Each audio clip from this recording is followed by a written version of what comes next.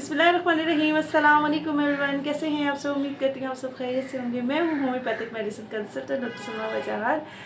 अच्छा, आज की जो टॉपिक है उसके शुरू करने से पहले जो है मैं आपसे एक बात करना चाहूँगी, एक रिक्वेस्ट करना चाहूँगी कि मेरे जो चैनल है उसको आप सब्सक्राइब करें। मेरे सारे व्यूवर्स जो रिव्यूज़ करते हैं वो देखते तो हैं, लेकिन वो ना लाइक करते हैं ना सब्सक्राइब करते हैं। प्लीज़ सब्सक्राइब करें, लाइक भी करें और जितना हो सके लोगों तक जो है ये वीडियो शेयर भी कर लिया करें ताकि लोगों को इन्फॉर्मेटिव वीडियोस मिल सके।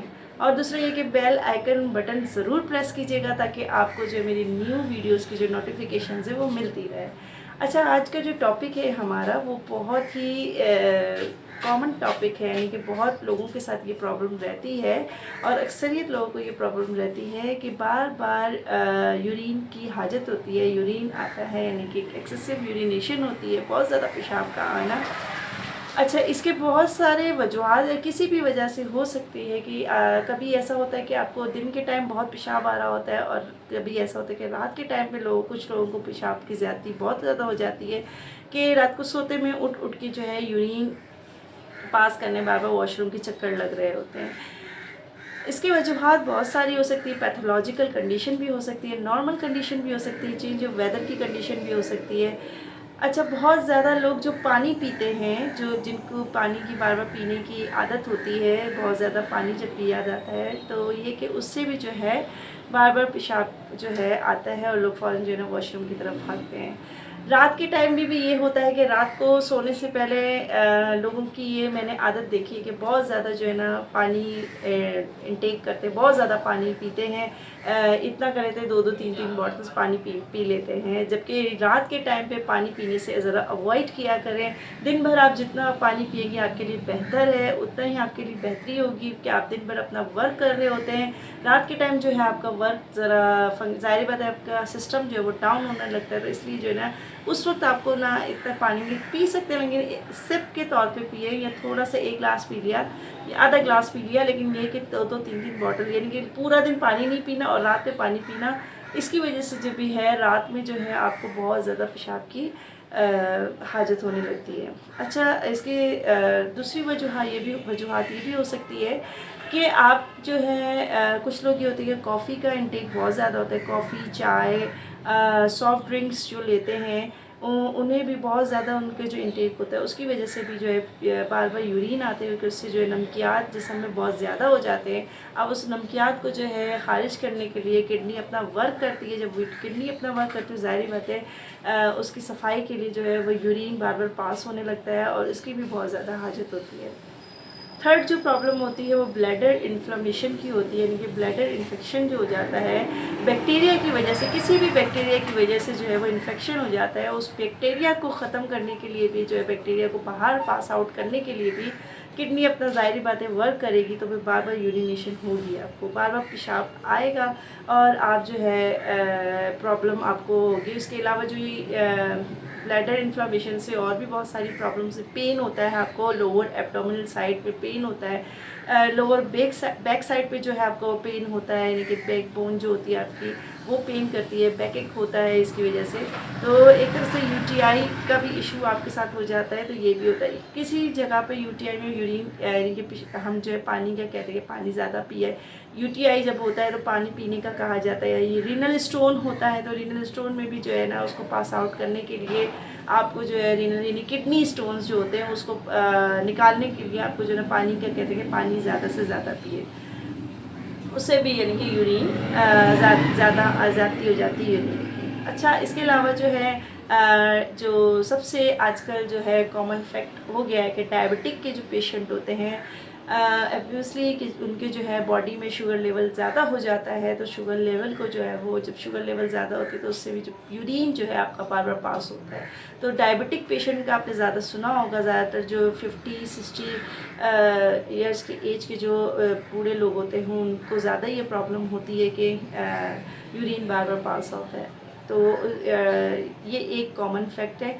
इसके अलावा जो है स्ट्रेस लेवल जब आपका हाई होता है, बहुत ज़्यादा स्ट्रेस आप ले रहे होते हैं, एनजाइटी होती है आपको, आप बहुत ज़्यादा घबराहट, बेचैनी, उसमें भी आपको बार बार यूरिन आपको जो है पास होगा, यूरिन की शिकायत होगी आपको बार बार, आप बार बार जो है वॉशरूम की तरफ जाएंगे। इसलिए इसके लिए बहुत ज़रूरी है कि आप अपने जहनी तनाव को जो है वो कम से कम करें और अपने माइंड को डाइवर्ट क्या करें। ये एक अलग टॉपिक है, इंशाल्लाह इस पर भी मैं एक बात करूँगी, आप लोगों से डिस्कस करूँगी। और होम्योपैथिक मेडिसिन से रिलेटेड भी मैं बताऊंगी कि इसमें कौन सी होम्योपैथिक मेडिसिन यूज़ होती है। अच्छा, हाई ब्लड प्रेशर वालों के लिए भी ये है कि जिनको हाई ब्लड प्रेशर होता है उनको जब हम कोई मेडिसिन देते हैं तो ज़ाहिर बात है ब्लड प्रेशर को नॉर्मल करने के लिए जो मेडिसिन दी जाती है वो यूरिन के ज़रिए जो है वो पास आउट हो जाती है, वो पास होती है यूरिन, उससे भी यूरिन आता है तो ब्लड प्रेशर नॉर्मल होना स्टार्ट होती है।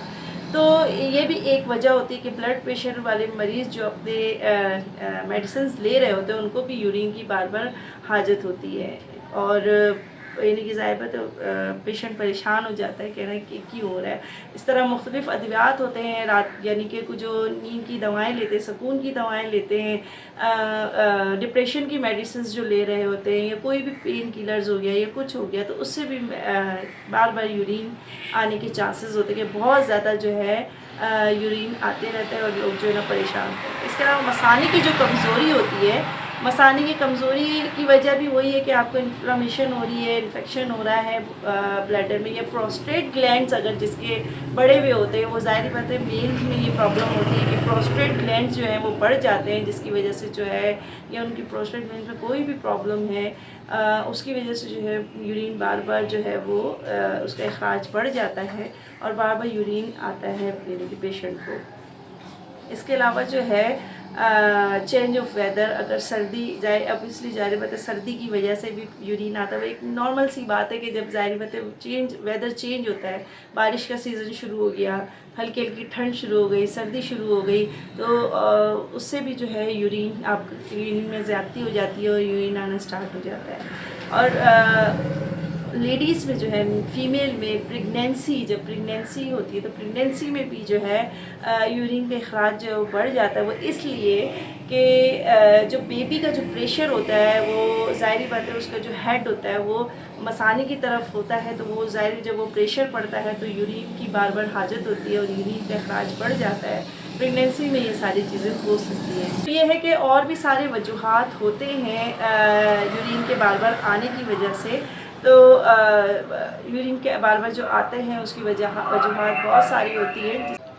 अच्छा, अब इस पे जो हम अगर बात करेंगे होम्योपैथिक मेडिसिन्स में हम बात करेंगे जब कोई पैथोलॉजिकल कंडीशन होती है, क्योंकि एक तो चलो सर्दियों की वजह से यूरिन ज़्यादा आ रहा है, ज़्यादा पानी पीने की वजह से, या कॉफ़ी और टी का इंटेक होता है तो उससे उसकी वजह से वो तो ज़ाहिर बात है आप उस पर कमी लाएंगे तो ऑटोमेटिकली जो है वो आपको यूरिन की कमी आ जाएगी, यूरिन इतना नहीं आएगा आपके। जब ज़ाहिर बात है आप अपनी आदत को चेंज करेंगे तो उससे भी काफ़ी आपकी जो है ना इसका मसले का हल निकले। लेकिन अगर कोई पैथोलॉजिकल कंडीशन हो रही है बार बार, आपको अगर इससे पहले कभी ऐसी कंडीशन नहीं हुई और फिर होना शुरू हो गई है, तो लाजमी आपने जो है अपने टेस्ट करवाने हैं, डॉक्टर से कंसल्ट करना है कि आया मुझे ऐसे पहले कंडीशन नहीं थी, अब क्यों कंडीशन ऐसी होने लगी है।